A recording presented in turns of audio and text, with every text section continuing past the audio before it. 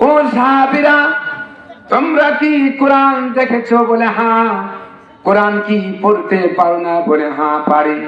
বলে কোরআন যদি দেখতে পেরে থাকো আর কোরআন যদি পড়তে পেরে থাকো, তাহলে রাসূলের চরিত্র জানার জন্য কেন প্রশ্ন করেছো? কোরআন একা চলতে পারে না, চলবান কোরআন যদি দেখতে চাও, নবী মুহাম্মদুর রাসূলুল্লাহ সাল্লাল্লাহু আলাইহি ওয়াসাল্লাম তার চেহারার দিকে তাকায় দেখো, তিনি ছিলেন কোরআনের নমুনা। সুবহানাল্লাহ। রাসূল ছিলেন কোরআনের নমুনা। 30 পারা কোরআন যেটা, সেটাই ছিল 23 বছরের নবুয়তের জীবন। যেটা ছিল 23 বছর নবুয়তের জীবন, সেটাই ছিল 30 পারা কোরআন। সেই কোরআন দিয়া রাষ্ট্র চালাতে হবে। কি করতে হবে? কোরআনের দাওয়াত দিলেন। ক্ষিপ্ত হয়ে গেল আবু জাহেল, উতবা, আবু সুফিয়ান। তারা রাসূলের প্রতি নারাজ হলেন, ক্ষিপ্ত হলেন। কোরআনের দাওয়াত থেকে তাকে বঞ্চিত করার জন্য হাজারো চেষ্টা করেছেন। জোরে বলেন ঠিক কিনা? আল্লাহর নবী ঘরের ভিতরে শুয়ে আছেন। কাফির বেঈমানেরা ঘরের চতুর্দিকে আক্রমণ করেছে, ঘেরাও করেছেন। আল্লাহ রাব্বুল আলামিন জিবরাইল আমিনকে পাঠিয়ে দিলেন। জিবরাইল আমিন এসে বললেন, ইয়া রাসূলুল্লাহ, হিজরতে যাওয়ার জন্য অর্ডার হয়ে গেছে, তাড়াতাড়ি উঠুন। আপনার ঘরের চতুর্দিকে কাফের বেঈমান আক্রমণ করেছে, তাড়াতাড়ি বেরিয়ে যান। আল্লাহর নবী হযরত আলীকে ডেকে বললেন, আলী রে, আমি তো হিজরতে যাচ্ছি। কাফের বেঈমানেরা আমার কাছে স্বর্ণ রূপ্য টাকা পয়সা দলিল পত্র আমার কাছে রেখে যেত, টুপলার গায়ে নাম লেখে লেখে। আমি যাচ্ছি হিজরতে, সকাল বেলা কাফিরদের নাম টুপলার গায়ে দেখে দেখে তাদের আমানত তুমি পৌঁছায়া দিবে। হযরত আলী বললেন, ইয়া রাসূলুল্লাহ, দেরি করবেন না, চলে যান। আপনি চলে যাওয়ার পরে আপনার বিছানার উপরে আপনার চাদর মুড়ে দিয়ে আমি আলী শুয়ে থাকবো। আর সকাল বেলা কাফির বেঈমানেরা ঘরে প্রবেশ করে মুহাম্মদ মনে করে তরবারি দিয়ে আঘাত করে আমাকে দুখণ্ড করে বিদায় করে দেবে। আমি আলীর মনে কষ্ট থাকবে না, কোনো যন্ত্রণা থাকবে না।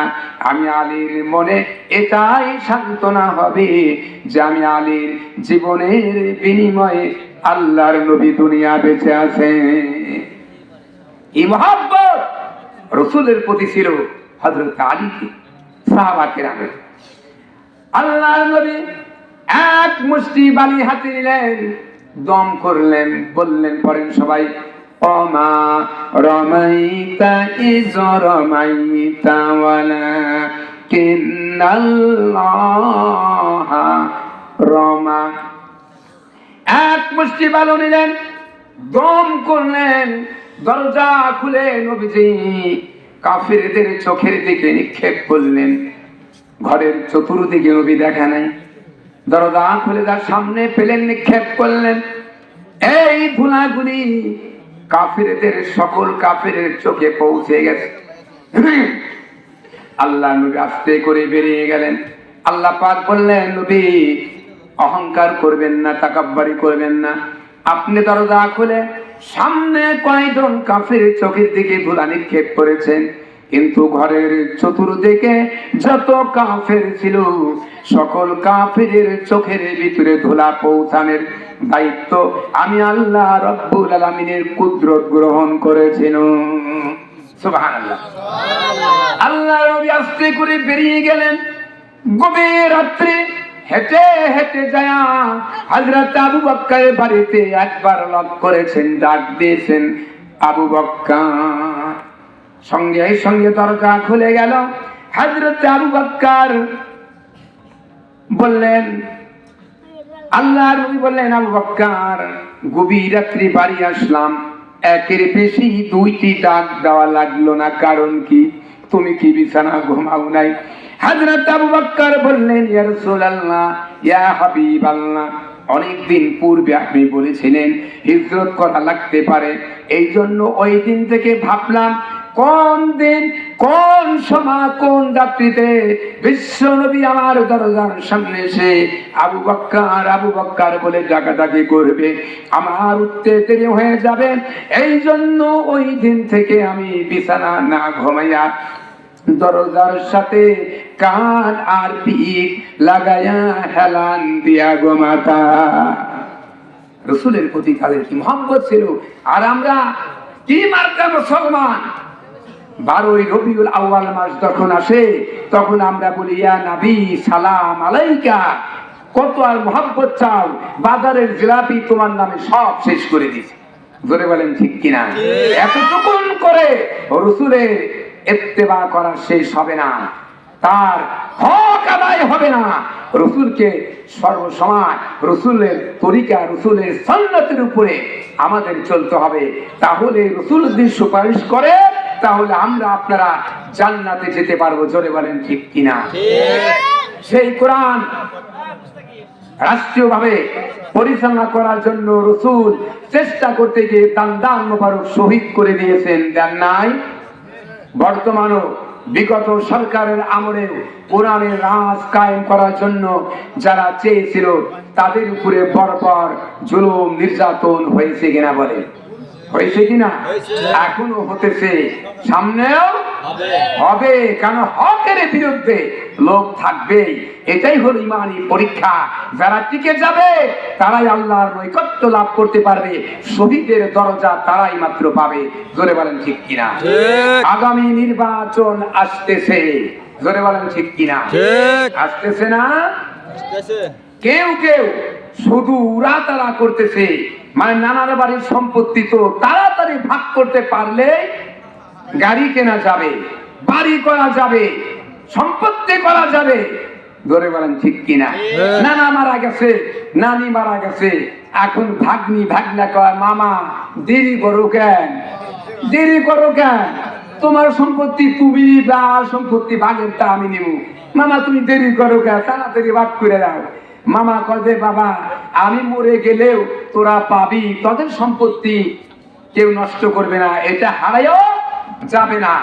ভাগ্নি আর ভাগনা কয় যে না মামা যত তাড়াতাড়ি পাবো তত তাড়াতাড়ি এই জায়গার উপরে যদি কিছু বিল্ডিং করে আমরা কি করতে পারি, অট্টালিকা করে ভাড়া দিতে পারি, নগদ আসবে, বাকিতে বিশ্বাস করি না। হয় দিবে কি দিবে না, না হলে আদালতে মামলা বলল। এরকম হয় কিনা?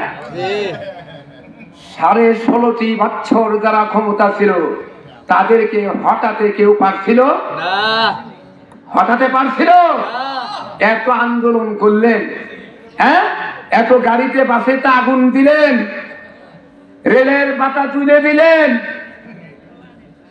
সরকারের 1 ইঞ্চি ক্ষমতা থেকে সরানো যায় নাই। ব্যর্থ ছিলেন আপনারা, বিরোধী দল পারেন নয়। 16.5 বছর যদি না পেরে চুপ করে যদি পালায় পালায় থেকে থাকেন তাহলে আজকে যুবক ছাত্রদের মাধ্যমে আল্লাহ রাব্বুল আলামিন দ্বিতীয়বারের মতো স্বাধীন করে দিয়েছে। নির্বাচন হবে ইনশাআল্লাহ, কিন্তু এত তড়িৎ গড়িত হওয়ার কোনো কারণ আমি দেখি না। কারণ বাংলাদেশ এখন অসুস্থ ছেলেকে ক্লিনিকে ভর্তি করে রাখা আপনি ছেলের বিয়ার জন্য দিন তারিখ ঠিক করে আপনি বাবুর্চি ঠিক করেন, এটা যেমন বোকামি। বাংলাদেশ অসুস্থ, সুস্থ না হওয়া পর্যন্ত বাংলাদেশে নির্বাচন তড়িৎ ঘড়িত করে করাটাও তেমনই বেকবি, ঠিক কিনা? এই দেশকে সুস্থ করতে গেলে কমপক্ষে 10 থেকে 15 বছর সময় লাগবে। এই জন্য বাংলাদেশ সরকারের মাননীয় প্রধান উপদেষ্টা ডক্টর ইউনূস সাহেবের দৃষ্টি আকর্ষণ করে বলছি, আইজি, এনএসআই, গোয়েন্দা, সাংবাদিক ভাই যারা আছেন, যে যেখান থেকে শুনছেন, আপনাদের খবরের কাগজে তো আমাদের কথা ছাপাবেন না, অসুবিধা আছে, আপনাদের ছাপাবেন না। অথচ আমি বলবো আপনারা তড়িৎ ঘড়িত করে, এখন তো ইউটিউব খোলা আছে না, মুহূর্তে দিয়ে দেন। আমি ডক্টর ইউনূস সাহেবকে বলবো দেশটা সুস্থ করেন, তারপরে দেশ জাতির কল্যাণের জন্য নির্বাচন সময় মতো হবে। কি বলেন, ঠিক কিনা? তড়িৎ ঘড়িৎ করে যা করবেন এটা শুভ হবে না।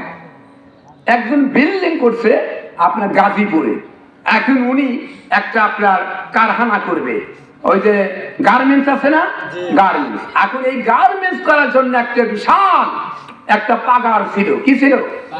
পাগার বা পুকুর দোপার জায়গা।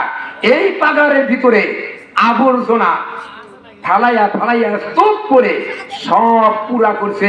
মাটি কিনলে টাকা লাগবে, পূরণ করে তড়িৎ ঘড়িৎ করে 10 তলা বিল্ডিং করছে। কিসের নামে? কিসের নামে বলেন? গার্মেন্ট। এই গার্মেন্ট কিছুদিন পরে দেখা গেল কাঠ হয়ে পড়ে বহু লোক ক্ষতি হয়ে গেল। জোরে বলেন, ঠিক কিনা? তড়িৎ ঘড়িৎ করার ভালো না।